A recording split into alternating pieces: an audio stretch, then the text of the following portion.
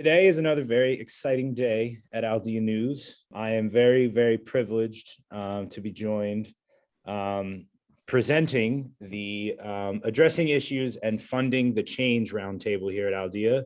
It is sponsored by the American Heart Association. And basically, the topic of this talk today is we will be discussing the Bernard J. Tyson Impact Fund, which is named for an impactful leader in healthcare named Bernard J. Tyson, who very much dedicated his life and work to bridging healthcare divides for Black and Brown communities.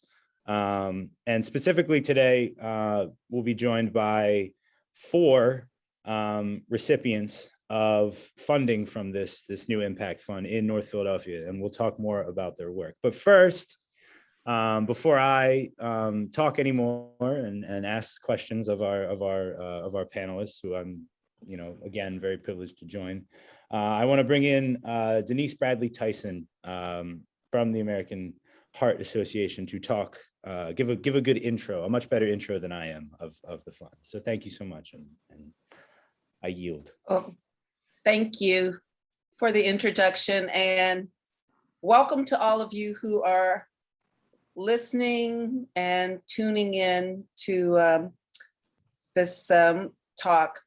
I'm Denise Bradley Tyson, and unfortunately, I'm the widow of the late, great, amazing Bernard J. Tyson, who, when he passed suddenly last November 10th, we're approaching 2 years of the passing of his death.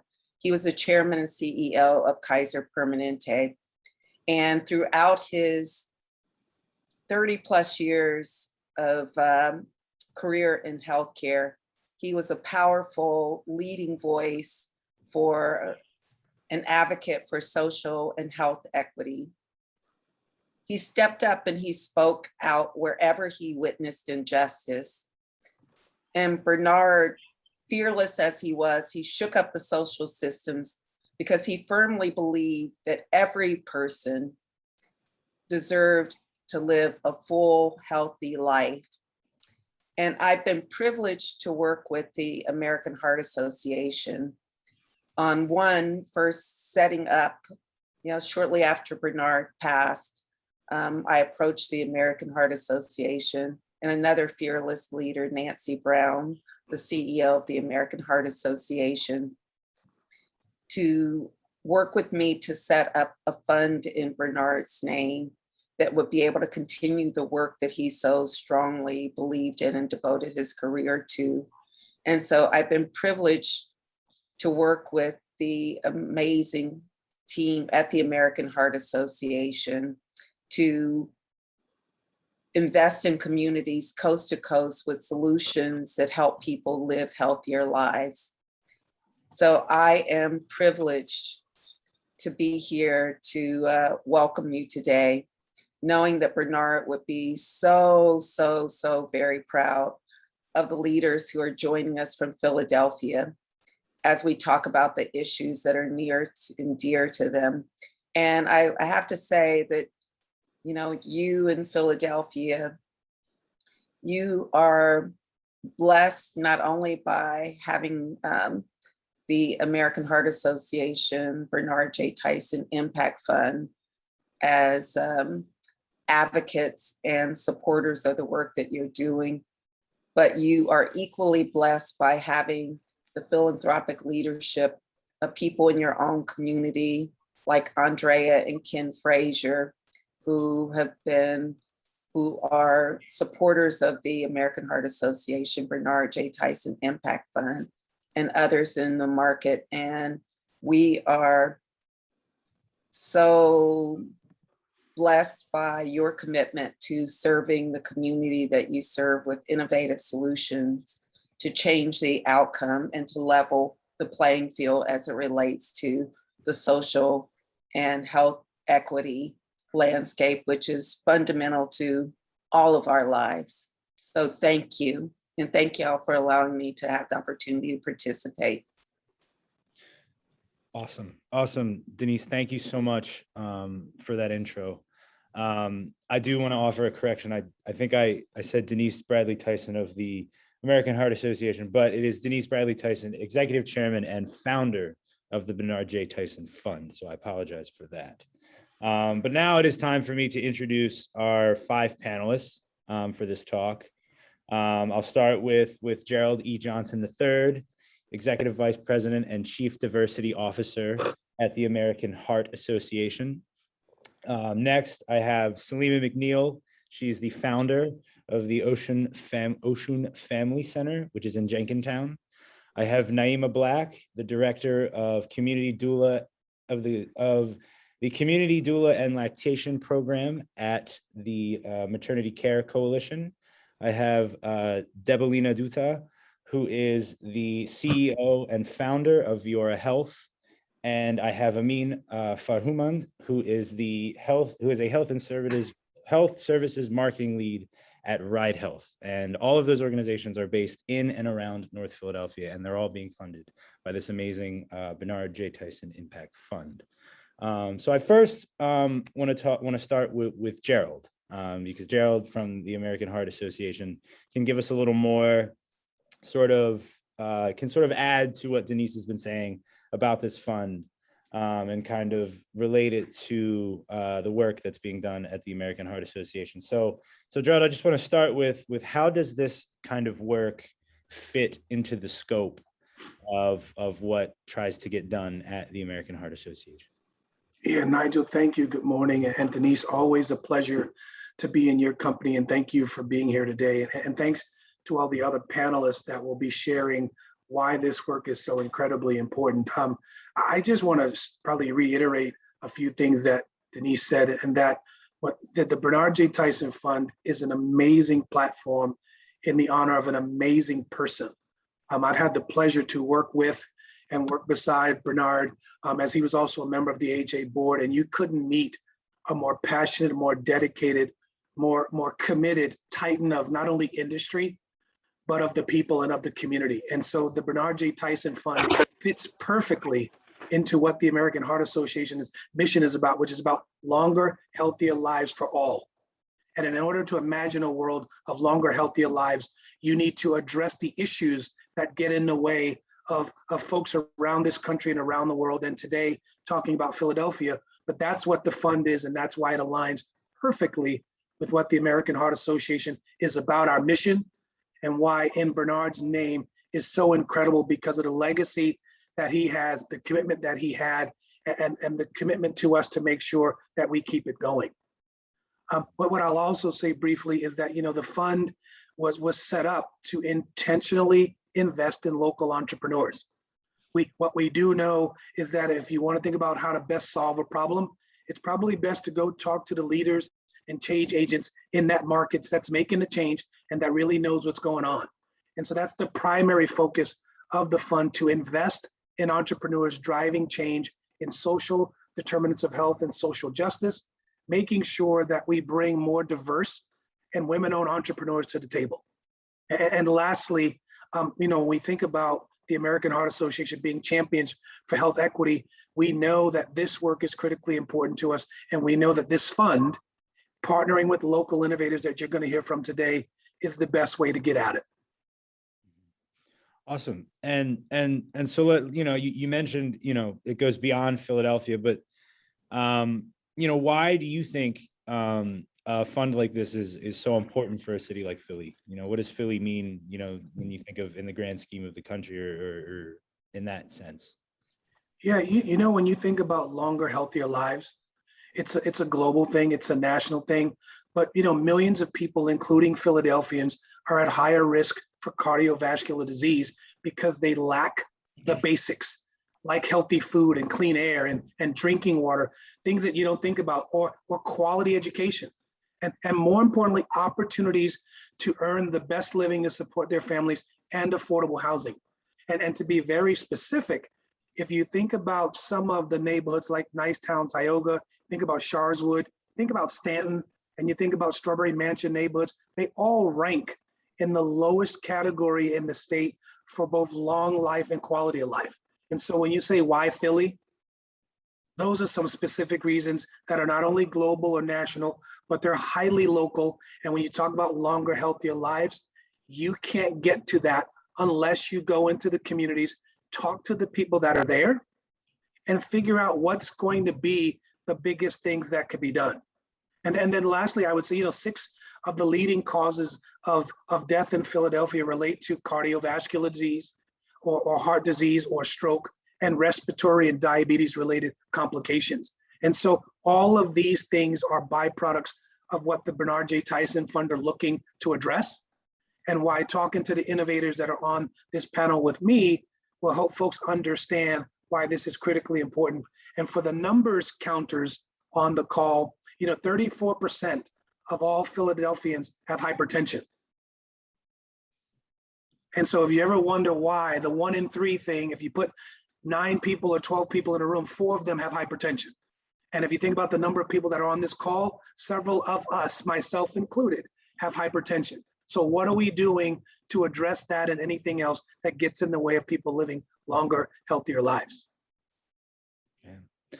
And so you also talk about, you mentioned before about, this fund really starts at the local level, and it stays there and puts funding at the local level. So, we'll meet for, we'll learn more about, 4 of the organizations that are being funded. But if you could give an overview of just what kind of organizations in Philadelphia are being funded through this fund, and how can they help transform those neighborhoods like Nicetown, Tioga, Sharswood that you talk about? Yeah, we want to make sure that we're also addressing some of the systemic issues when we talk about the Bernard J. Tyson Fund. And one of them is access to capital for diverse and women-owned entrepreneurs that are running nonprofit and for-profit businesses. And so the fund invests in both nonprofit and for-profits, all addressing social determinants of health and any racial and or social justice issues that are related to it.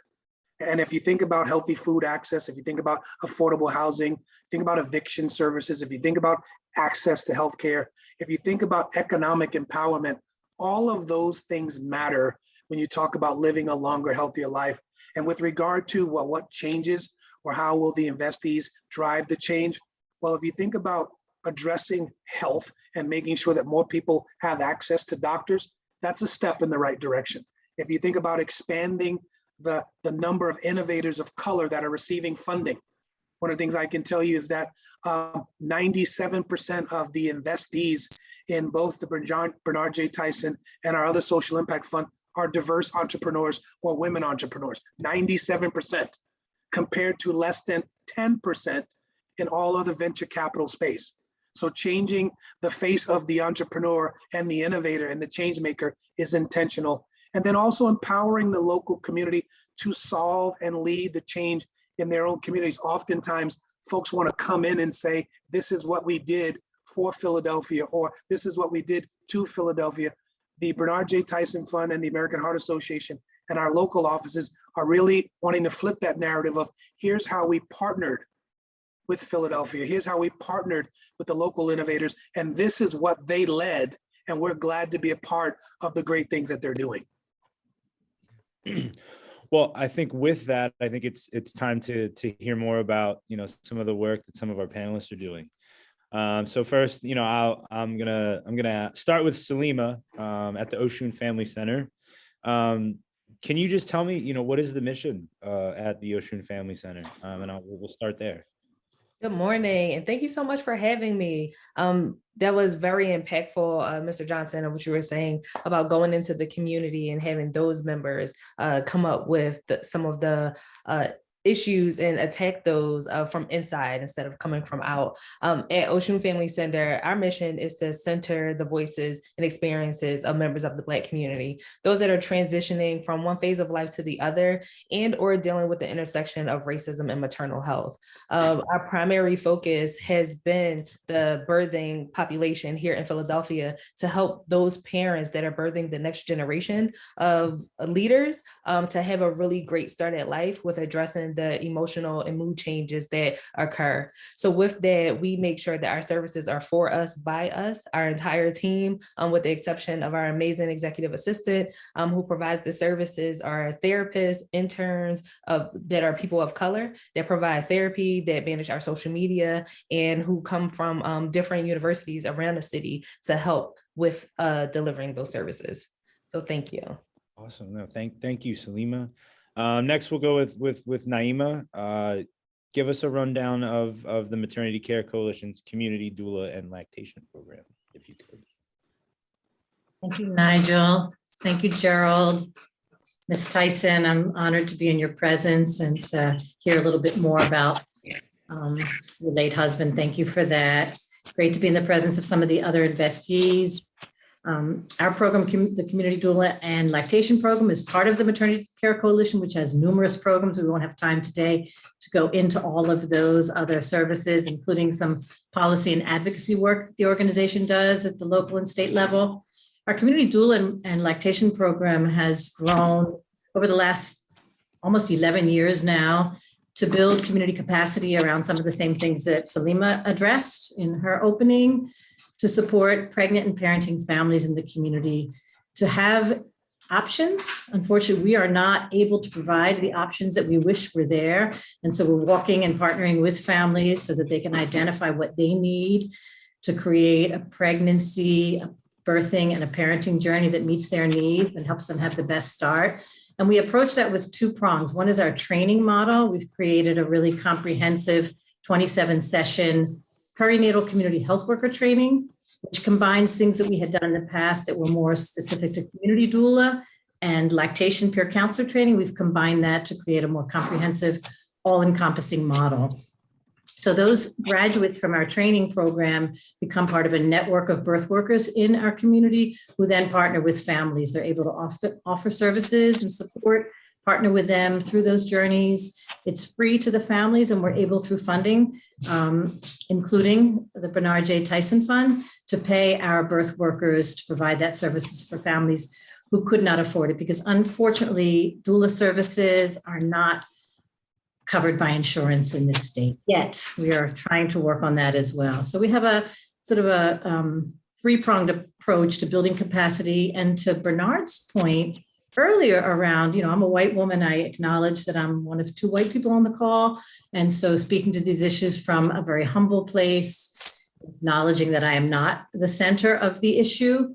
And it's not a Black owned, it's a nonprofit organization. But we are creating that kind of similar model of entrepreneurial possibility and workforce development through this training program, supporting people on their journey, both with the training and partnering with families, and numerous other workforce development opportunities that help them create their own, next best life in terms of their careers. Awesome. Next, I'll go with Deb from Viora Health. Give me kind of an overview of the work that you do there. Yeah. Hi, everybody. It's a pleasure to be here today.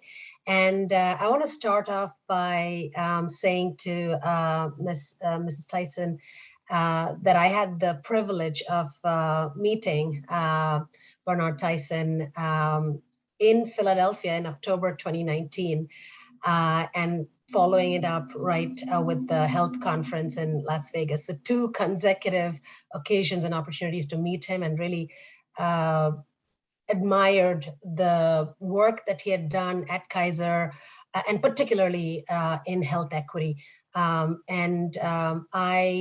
am further humbled by the presence of fundees on this panel, Mr. Johnson as well. And really, we are a for-profit in Philadelphia, and wants to acknowledge the work that has been done by others, such as community-based organizations, clinics, nonprofit organizations, faith-based organizations in this area that have come before us, and we are following on their footsteps.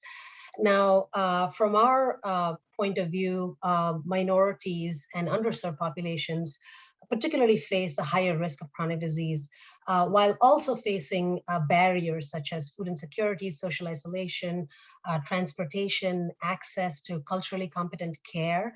And these barriers disproportionately affect this population and prevent them from being successful with evidence-based treatments that otherwise work. And so we're particularly approaching this from that point of view. And Viora Health is essentially an engagement solution that's looking at a person individually, assessing their needs, and really intending to meet the person where they are in terms of acknowledging the barriers that they face that stand in the way of health, and really empowering them using basic technology in order to be better consumers of health and stay healthy within their own communities. Gotcha. And finally, Amin, what is the goal of Ride Health? The final program, or the final organization that's being highlighted here. So yeah, I first want to thank everyone for having me on, and thank both the American Heart Association and Ms. Tyson for giving us the opportunity to be part of this fund. It's very impactful just based on the initial conversations we've had. When we're looking at Ride Health, for us, it's really important to alleviate the challenges patients face when it comes to access to care. And for us, we want to ensure that all of our patients don't have to forego healthcare or basic social needs because of transportation. Because of that, we built a pretty comprehensive transportation solution to help alleviate this, both in Philadelphia and across the country, and really excited to get into more of these pieces as we continue this dialogue. Awesome. So the next part is now I'm going to start to ask more direct questions to our panelists. But I think another one that we all can talk about, and we'll actually start with Salima. I mean, we talk about, the barriers to healthcare, the divide in healthcare. And I think over the last year and 6 months, 7 months, the thing that's really put the spotlight on that has been the COVID-19 pandemic. I mean, I've talked to, as a journalist, I've talked to plenty of people within the community. And it's like these health barriers were always there. They've always been there.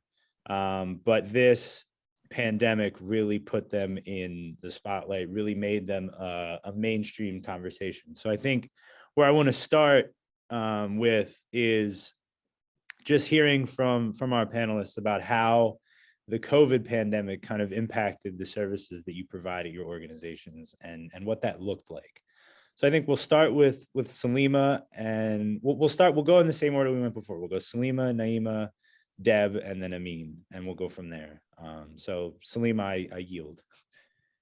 That's a great question. I think it's twofold for us, because as a mental health professional at the onset of COVID-19, a lot of things that we were seeing was the stir crazy and the cabin fever of people just being like trapped in a house or trapped with family members that otherwise you kind of see in passing because you're in school and this person's in work. And so you only spend a limited amount of time with them.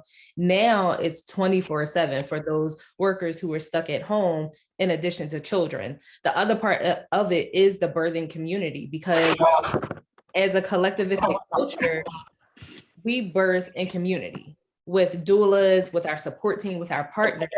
And there was a phase in the beginning where there was no support offered in the hospital for birthing families.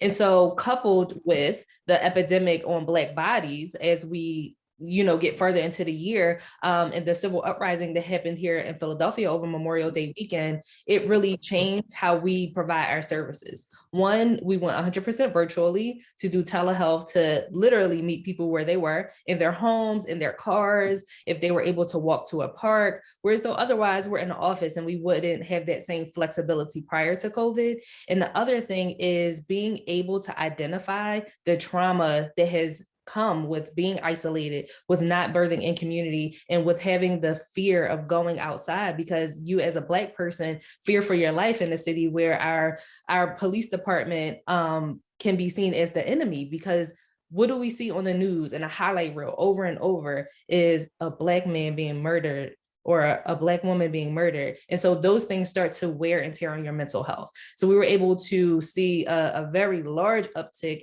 in members of the Black community who wanted services, who said, forget about the stigma, I need this service. And which is why I launched the fundraiser to get rid of the financial barrier. Since my people were doing the work to get rid of the stigma with the mental health community, I figured, let me see how much I can help them even more in terms of making this service available to them free at cost. And we provided them with 8 free sessions. So those are a few ways in how things have changed for us, given those pandemics and epidemic that we experienced throughout the last year and a half. Gotcha. And next we'll go with Naima. How's the last year and 7 months been for you at the program? Well, first of all, I just like Salima and what she's done. I've known Salima a long time. Every time I'm in her presence, I just get really full in my heart and in my skin and all over my body. And just thank you for everything you've done. I've, watched this particular fundraising. You didn't even mention the amount. It was a lot of money that was raised to sort of, and not to mention the extra burden that placed on all of you and your team to provide those services. Having the money, is one thing, so that the families didn't have to pay, that you really took that as a crusade. And I know you all worked really, really hard and continue to. So I'm, particularly honored. We do similar work. And I just wanted to say that. And some of those same things that Salima mentioned about barriers that we noticed right away. Our program, because our community birth workers are independent contractors, they did not fall under the same policy that our agency staff did, which was that we couldn't have any client contact. We no longer did home visiting. We all worked from home until this past week. We just started to go back into the office in a hybrid fashion. But our independent contractors were able to make that determination themselves if they wanted and were comfortable with doing any in-person support for families who were requesting it. So we had a mix of that. Even for those community doulas who were able to meet with people in person, they also faced many of the same challenges that the pregnant families they were supporting did. In other words, if I'm usually taking my children to childcare, I could normally leave them with a neighbor at 2 a.m. when I get called to a birth. Now my neighbor is no longer comfortable with, having my child, or I'm not comfortable with my child being with anyone. And so a lot of those services shifted to virtual just by nature of what was happening. The other big piece is some of the policies and practices that got implemented at the hospital around birthing people and their support. Understandably, I was one of the first. I'm quite an advocate and quite loudmouthed about some of these issues. But in March 2020, I was all in with our healthcare providers and them limiting people because of their own health and safety. And things were crazy. We didn't know where this was going to go. None of us were pushing to sort of suddenly let's have 5 people in the labor room. We understood the reason behind it. But as things started to change, we needed to, step that up. We all became a part of that conversation, Salima included, in terms of, how can we start pushing back a little bit on some of these policies? Families were really being impacted themselves about the fear of giving birth in a hospital, not being able to have a full support team with them. People were able to leave earlier than they normally would if everything was well and healthy with them and the baby. But there was a mixture of like not wanting to leave because they didn't want to go home, and other people, feeling insecure about caring for a new baby, especially first-time parents. So that's been an issue that's continued. One of the things I feel really strongly about is this sort of the barrier is sort of taking control of someone's decisions around their own body and their birth. And if we're allowing a support team, things have shifted now. We have a little bit more open policy in the hospitals, where most of the hospitals allow your one person, your family, your friend, plus a doula. The second person cannot be another family member. It can only be the doula. And so there's been a lot of, feelings around that it sort of speaks to, we don't trust birthing people to say who their support team should be. staff are feeling suspicious when someone says, this is my doula, but really it's my sister. And, you know, a lot of things like that that are really, I find, disrespectful and creating new systems and new barriers that we hopefully will be able to break down the road. But those are some of the things that have really come up for us in terms of policies and practices and just the nature of living in a pandemic for all of the people that have been involved in providing those services. Next, Deb, what is your experience with COVID-19 and been like over these last, you know, year and a half, year plus? Yeah, sure. So COVID, as you said, has highlighted that more work needs to be done in this area. We were already running programs in Philadelphia, primarily geared or targeting diabetics and pre-diabetics with the intent of preventing disease progression.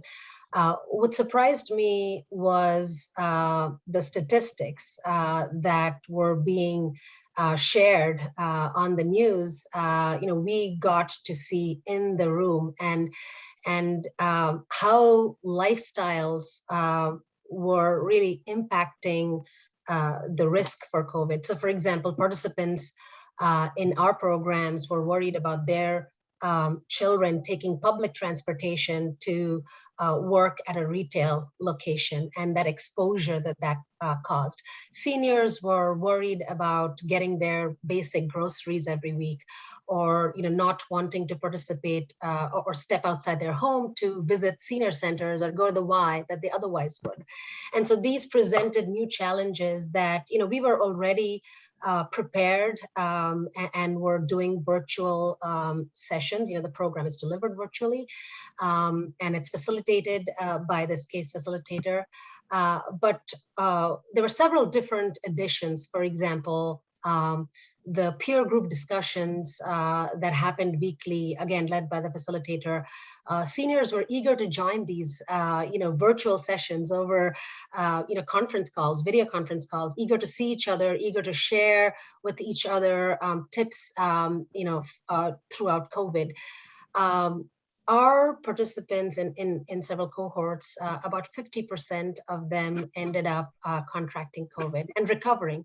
But that, think about that statistic versus the general population. And we closed several gaps, to food insecurity, for example, for seniors that did not want to step out, delivering food to their homes or sharing those resources available within the community, access to Wi-Fi, sharing tips on how to, stay healthier, taking a preventive approach, how to use telehealth in order to access primary care, to continue to be observant about primary care.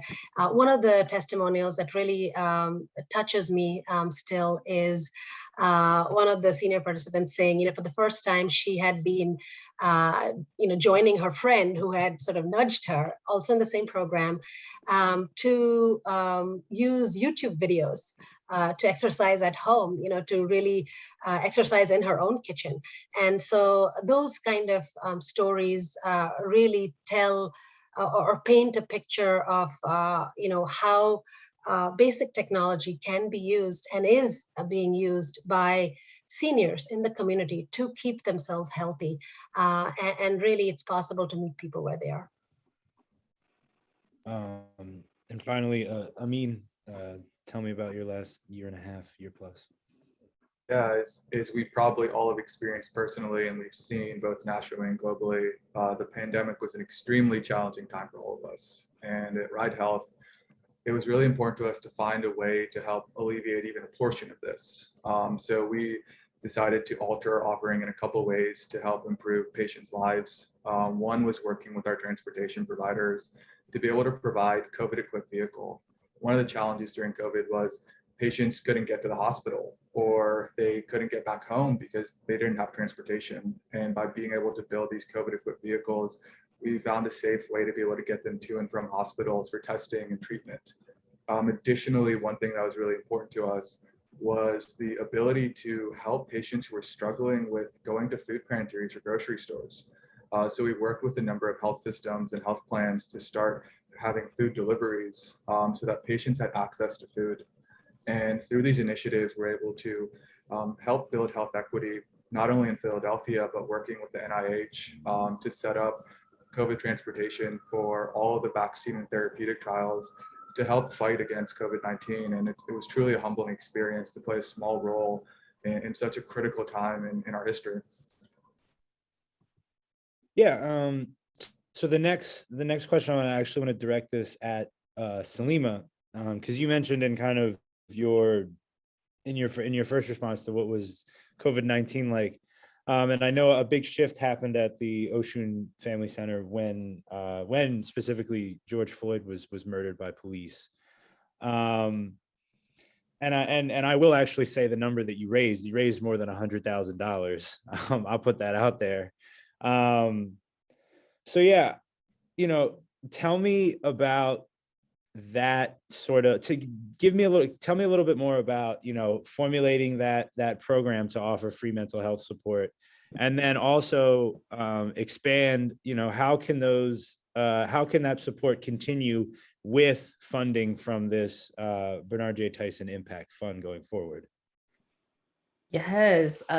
First and foremost, I have to shout out everybody who was able to support during that time, because it was like building a plane while flying it. People ask me this question all the time, and I just don't have a really profound answer as to how it came about. I seen the unrest of the community and just watching things on the news, and I just knew that our youth and our people was just going to be so devastated as the year continued to progress without any additional mental health support. So I literally woke up and I was like, you know what?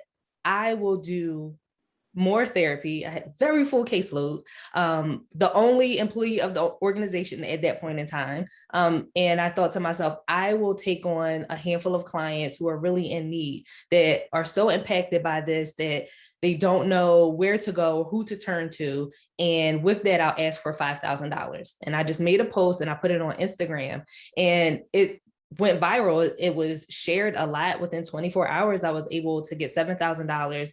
And then a few celebrities, Benj Pasek, and a lot of people in the LGBTQ community, Queer Eye, and lots of folks on Broadway started to share it, which is why we were able to secure the funds that we did. And I say shout out to the team, because it's people who just like trust the vision. And I asked for my fellow clinicians in the city for support with this, because I could not do it on my own. And we had over 100 people who reached out for services across the country, in which we had to narrow it down to our tri-state area, in which there were therapists who were licensed to provide services in those states. And with that support, it went from me bootstrapping, doing everything for the organization myself, to being able to raise enough capital to, and then hire independent contractors. I hired an assistant who, if anyone reaches out to me, that's the first person that you may communicate with, that really helped to iron and fine tune things. And so initially we had 11 therapists that were working with us throughout the whole initiative. And then we've transitioned and we have 5 core therapists that are still with the organization. So with the funding that we were able to get from the Bernard Tyson Fund, we are able to create that sustainability for the organization, in addition to increasing our marketing and accessibility strategies in the North Philadelphia area, expanding access to our services by getting credentialed on insurance panels, and meeting with and discussing our program with the Department of Intellectual and Mental Health here in Philadelphia, which is DBHIS/CBH, to hopefully within the next year become credentialed and procure it with them as well. So that's how the fund has been able to help the organization post our initial fundraising efforts to create that sustainability and contribute to workforce development, as all of our therapists are either licensed and been in the field for multiple years, recent graduates, and we also have interns who believe in the mission and want to support by providing their services while they're in school. Awesome. And I want to open up to the other panelists. I mean, Salima, you have a very specific story in terms of how, the kind of social unrest that happened over the past summer, how that impacted your services. But I want to open the floor to our other panelists. Did you guys sort of, we talked about COVID But did you guys see any sort of change in the communities you serve in the wake of George Floyd?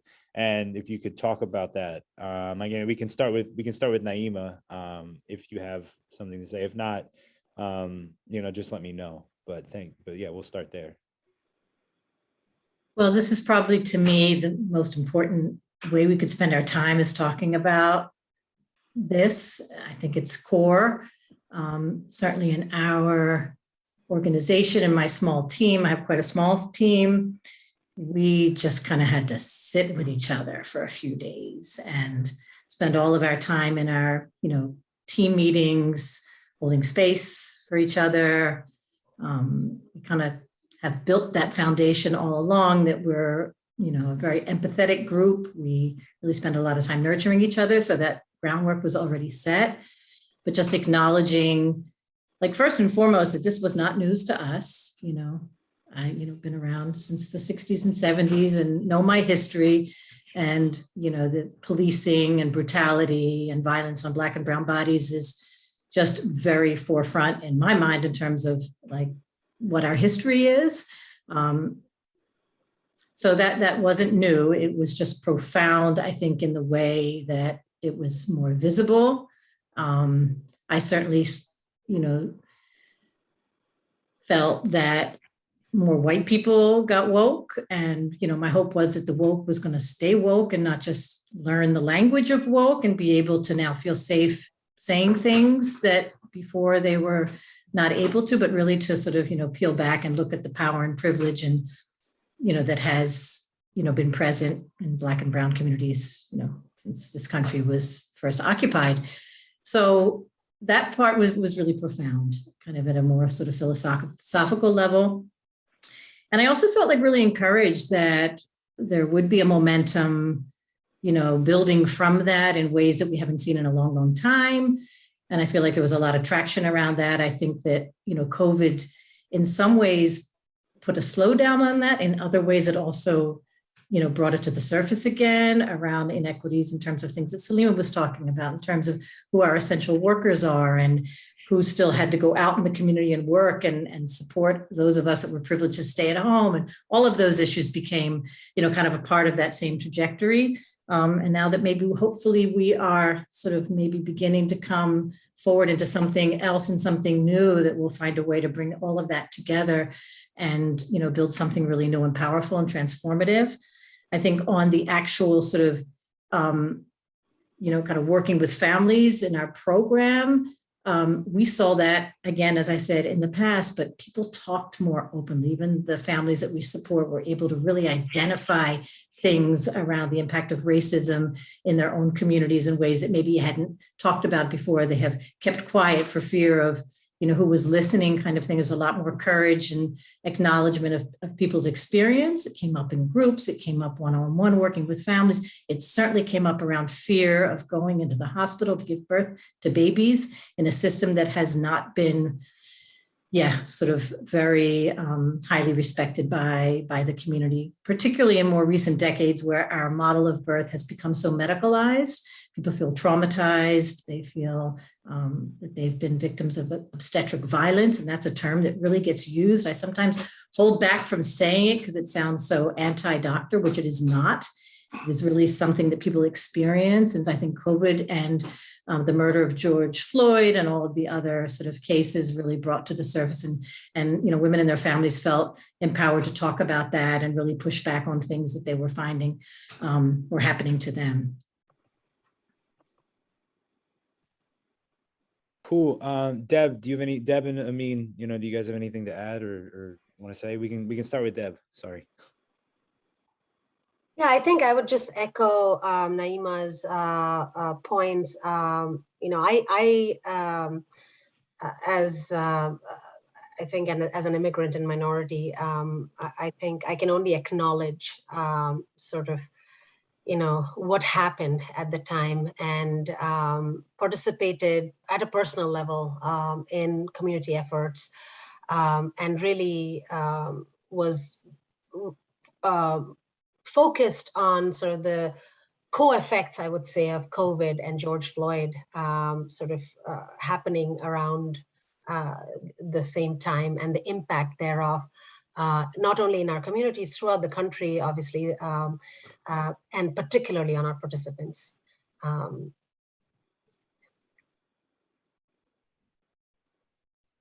Amin, do you have anything to add? Yeah, I think everyone covered it, but just to add, like Naima said, this is a very important topic, and I'm very happy we brought it up.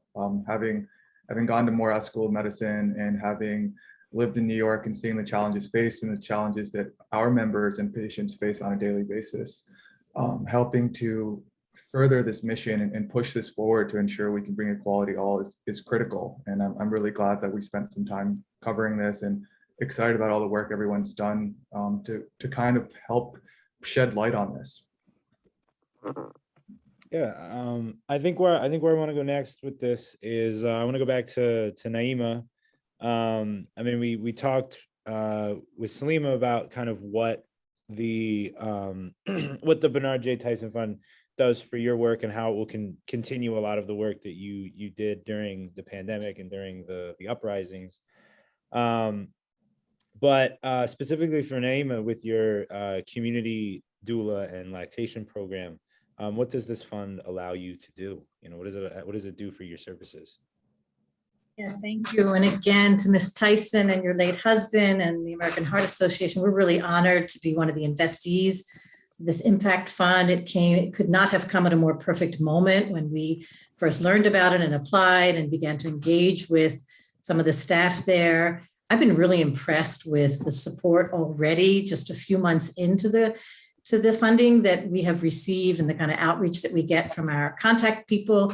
Even this event today just feels really, we feel invested in that way, that there's a lot of backup support available and offered. So that's been really, really wonderful. Specifically, the funding that we received allows us to continue with the training that I talked about earlier on. We were able to host a training in the spring. That was the first time we ever hosted it virtually. That was, we were able to do that with some previous funding we had, and we weren't sure what was next. We see the training as really core to what we're doing because we are shifting. We've been a big part over these years of shifting the color of birth workers in Philadelphia and beyond. And not only the color, but the framing. Most doula trainings, and not to down them, I went through one myself many years ago, are generally a weekend workshop, sort of maybe Friday night, all day Saturday, all day Sunday, kind of an intensive workshop. Folks are trained as doulas and go on to sort of, do whatever they will do. Our program is really rooted in racial and reproductive justice and dives deep into a lot of the things that we're touching on today. So ours is 27 sessions. They're about 3.5 or 4 hours long. And we focus on many things. We build, several sessions before we even really start talking about pregnancy and the pregnant body, building a lot of, transformational opportunities for participants to think about their own experiences, to talk about communication and counseling skills, to really dive deep into implicit bias and reproductive justice and racial justice. And what does that mean?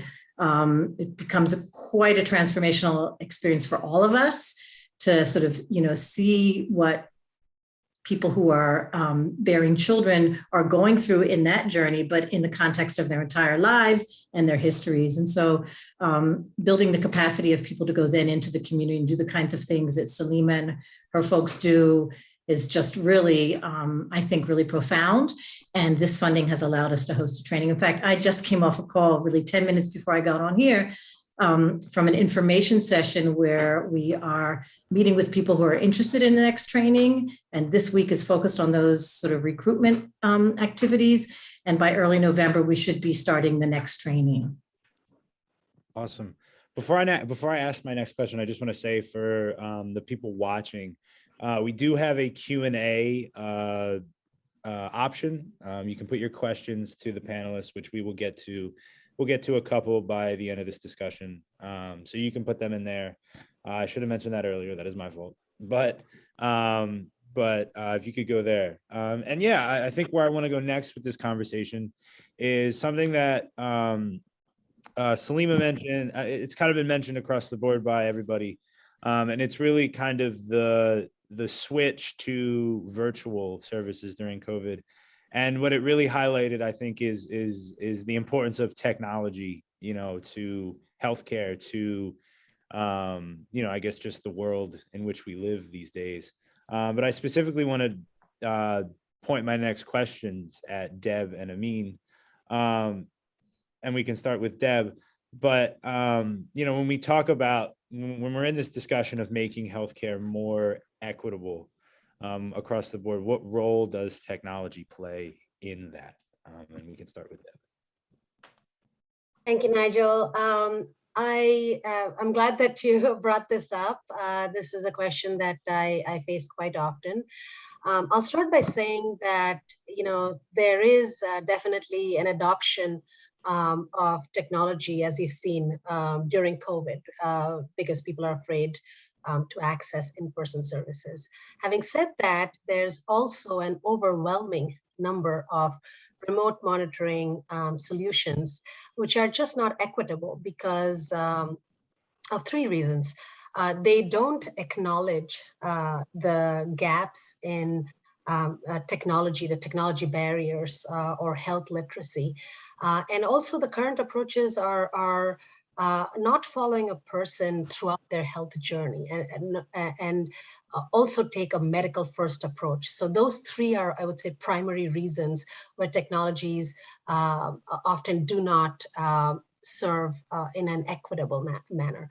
How we've approached this at Viora is while we are using in the background algorithms and behavioral science and opportunities to use technology to really facilitate and empower people, as far as the users are concerned, it is as simple as and as seamless as receiving a text message. From the point of view of the user, it is very basic. And so it is in delivering sort of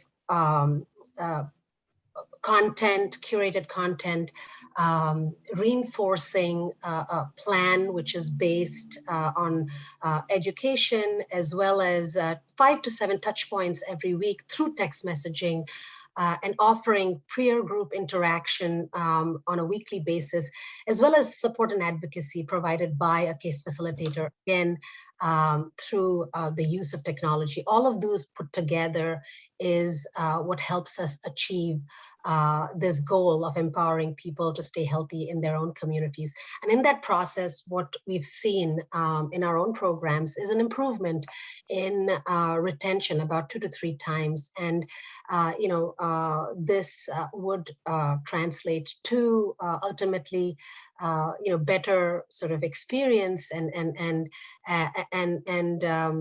health outcomes, right? And the acknowledgement of barriers is really the first step. Technology then lets us sort of empower that user base in order to really achieve their own health goals within their own communities and at home. Amin, what does this look like from a ride health perspective in terms of technology? Yeah, I'll provide more of a global view and then specifically ride health. Looking at technology as a whole, like Deb said, there are certain limitations if you're not mindful of the end user. But when we look at our healthcare ecosystem, we know that there's a lot of silos across it, and technology helps connect those gaps. If you're looking at vulnerable populations from all of the SDOH companies out there that are better understanding what community needs are and then connecting them with the right references and referrals to kind of help fill in those gaps. Technology allows us to connect everyone from a hospital to a community health organization to all of the organizations on this call to then help provide those needs. Looking at the Ride Health side, our technology on the back end is very sophisticated. But on the front end, we try to make it as simple as possible so that all users feel comfortable and there isn't that technological gap. From on the back end with the complexities, on the front end, a coordinator can schedule a ride with 2 or 3 clicks, and a patient can receive notifications, via text message, via phone call to their landline or cell phone. They can call in for notifications, and this can be translated into a multitude of languages so that they don't see this as a barrier. They see this more as a support tool to get them to and from those critical appointments they have.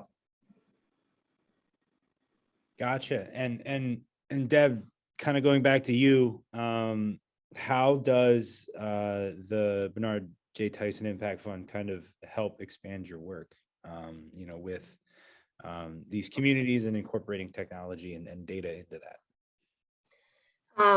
Yeah, so our solution essentially is wrapping around the patient and taking a holistic approach, and supported by this Bureau case facilitator, who's typically a community health worker by background, and is offering this really trust-based support and advocacy by connecting or sharing resources that are in the patient's community.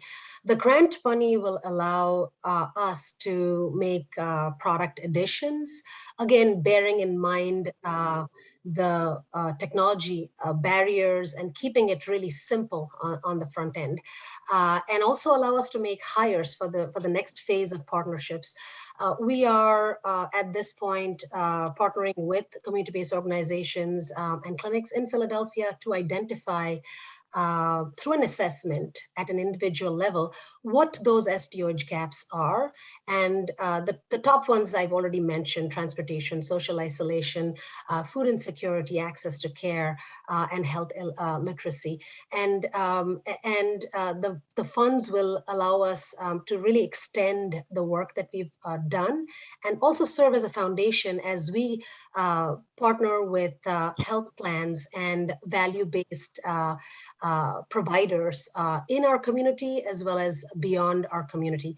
Our team is Philadelphia based, so given the statistics that you mentioned, with a majority of the population facing at least one SDOH gap, and given that we are all Philadelphians, in our team, right now it makes sense to start here. But our work is, this is just the beginning, and so this will serve as an important foundation for the work going forward.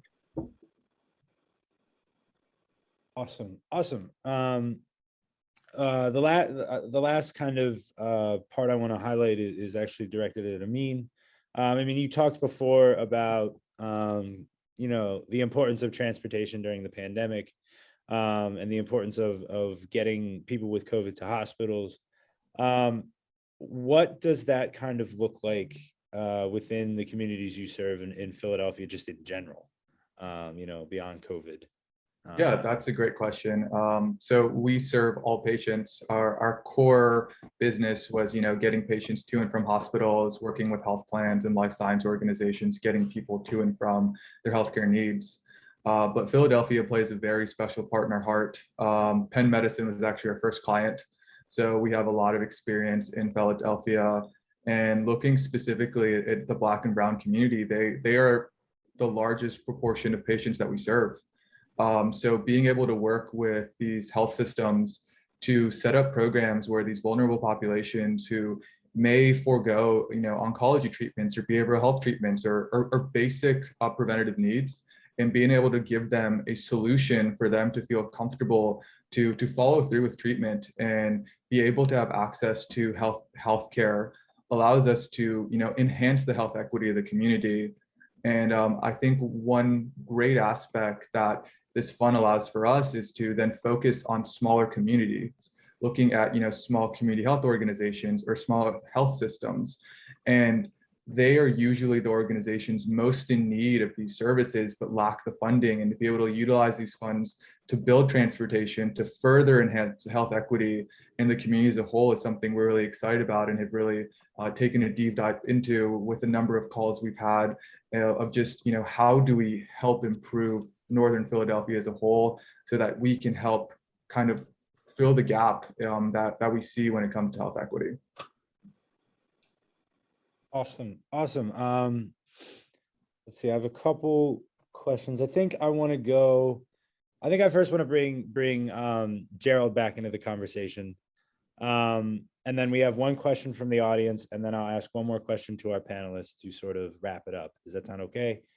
So I think for Gerald, I want to ask, beyond the Bernard J. Tyson Fund, what other future funding opportunities will be there for, or what even through the fund, what does kind of the future look like for this impact fund going forward? So I'll start there. Yeah, I think the overall premise is to invest in change makers. And I want to first say how proud I am of each of you for the work that you all are doing.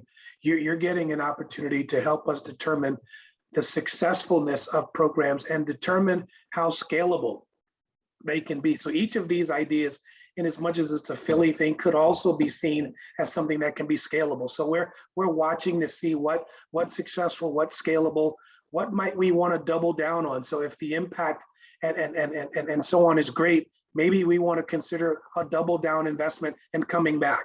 It's also one of those things where if you think about all of these social determinants, they didn't happen overnight, Nigel, and so they're not going to be fixed overnight. So sustainability of these business models, the metrics and the evaluation are going to be critical, because it's not the fact that you got funding, it's what did you do once you got the funding, and what kind of measurable change can you see and demonstrate. So we're going to be looking to pay attention to that, and where there is measurable change and outcomes, for us it becomes, wow, should we consider doubling down and providing more funding?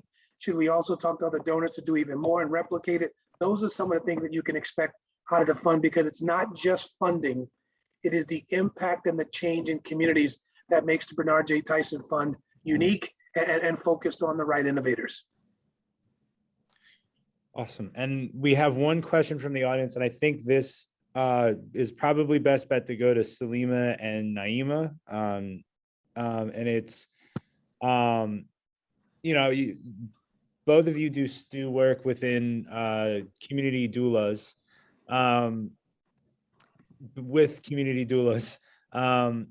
the question is there advocacy to introduce doulas to more communities, and so that they should be part of kind of the American Family Rescue Act that's being introduced, that is kind of going on that has been being introduced in Congress. I apologize. Is there any advocacy on your end to increase that? And if you want to answer, I can. It looks like Salima wants to answer, so I'll let Salima go first. I'm gonna give a short answer and then defer to Naima, because I want to be clear about the reintroduction of doulas to the Black community, because they've always been around, but throughout time, it has been not equitable access and more so whitewashed in a way that white women will use doulas, and now it's seen as a luxury versus us tapping back into our ancestral needs and birth practices to have doulas there. There are legislative pieces that have been introduced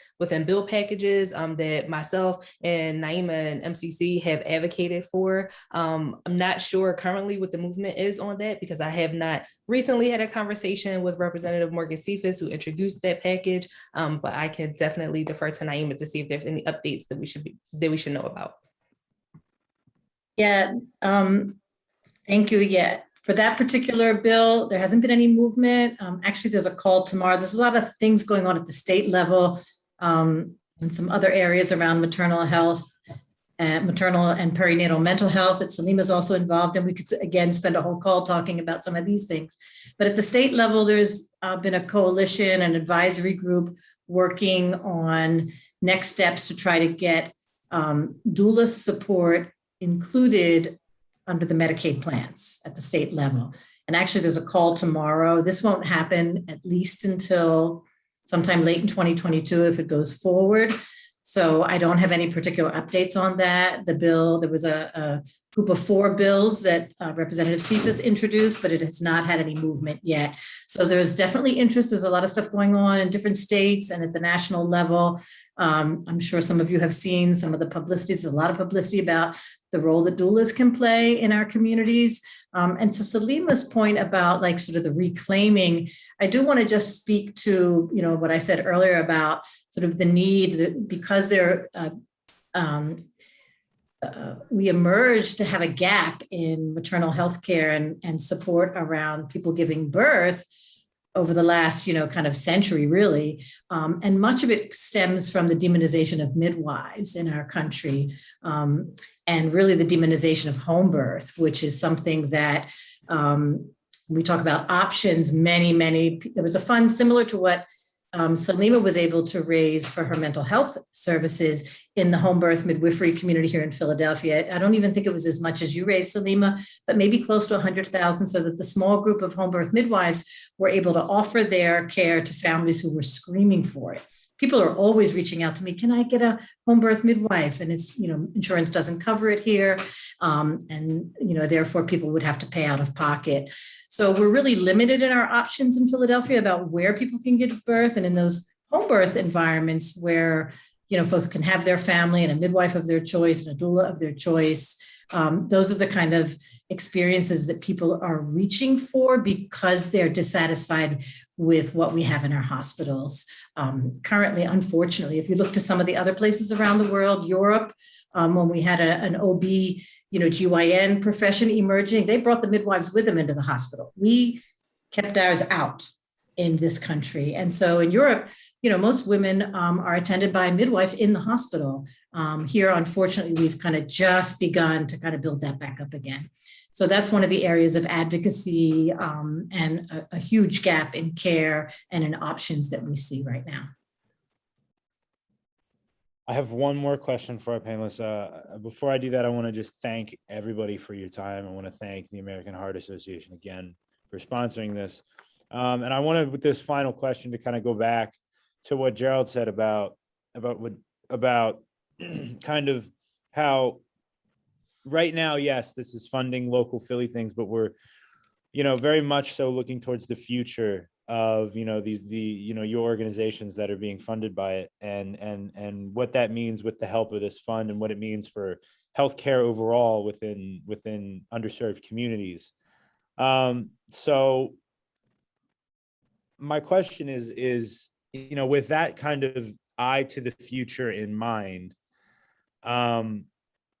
what does the work look like going forward for your organizations? And I want to start with Salima, and we'll go in the order we've been going. So Salima, Naima, Deb, and Amin, if that's okay. Thank you. The future for the organization is bright. I'm really excited. We recently received funding from PCORI, Patient Centered Outcomes Research Institute, in collaboration with Temple University Hospital, the Center for Urban and Bioethics, to rollout of our full program, which includes an institutional level, an individual level, and an interpersonal level. We have a triadic approach where we are providing doulas and lactation consultants and therapists to clients over an 18-month period, in addition to working with the C-suite and the school, the administrators, teachers, and professors at the hospital for anti-racism and anti-oppression training. So not only do we have a bottom-up approach, but we have a top-down, because we know if we are going to change the system, it's not just the people that are directly providing those services, but the people who are making the decisions about how we provide those services. So that is one very big thing that we have coming up in the next year for rollout, over the next 5 years, in addition to what we're able to do with this grant to help expand and increase our access to our members for mental health care. And so I'm excited, and if you all decide to double down, keep us in mind.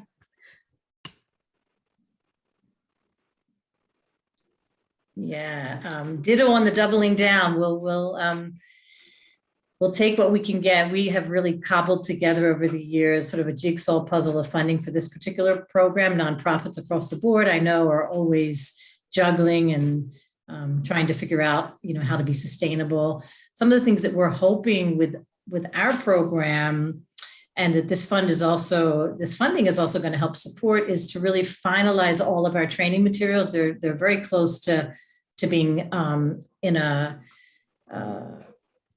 sort of a package that is ready to go to become sort of a fee for service, replicable model, something that we can kind of roll out to create some more funding to keep it going. That's one of the sustainability pieces that we're looking towards. We're also hoping that some of the advocacy work Salima and I spoke to around doula reimbursement, not only for Medicaid, but also for all insurance providers, will see some progress. And so that is a way to kind of allow for sustainability within the work of community doulas supporting families in the community. And the organization as a whole, Maternity Care Coalition, is a large organization. We have a couple of people on staff that's their job, is to keep looking for funding and other grants and other partnerships that can help us kind of keep the needle moving in the right direction.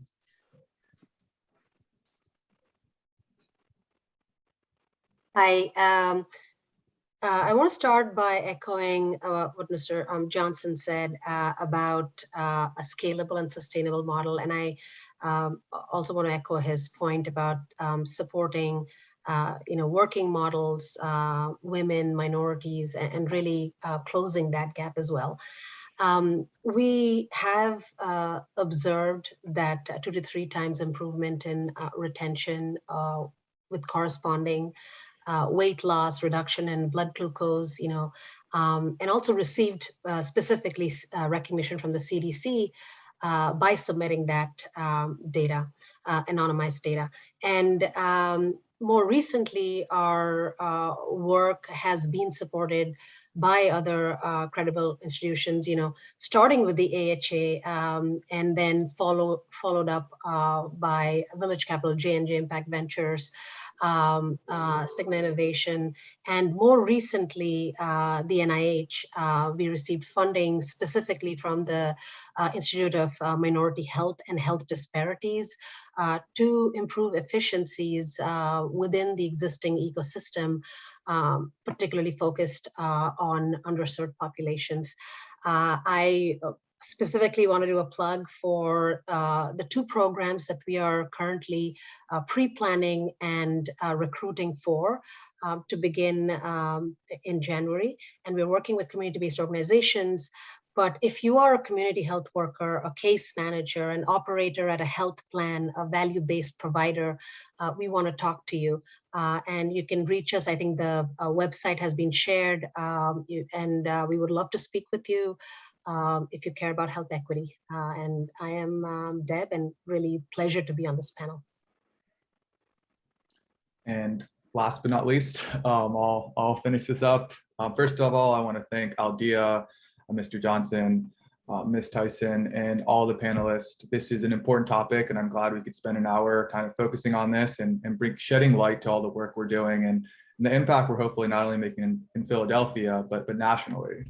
And I think at Ride Health, what we're really excited about is, continuing our growth, continuing to help increase access to care for vulnerable populations, but also focusing on a couple of different areas outside of just health systems and health plans by, increasing inclusion in clinical trials. It's something that's been a barrier across the board where you don't see a lot of diversity in those studies, and being able to do that by providing transportation to sponsors and CROs, in addition to starting to work with IDD populations and behavioral health populations to get them to and from their appointments. They're a critical part of our community, and to ensure as a whole, we're helping increase health equity for everyone, not just subset of pockets or subset of regions, and take this at a national approach and a scalable approach so that, with time, we see an improvement across everyone's lives.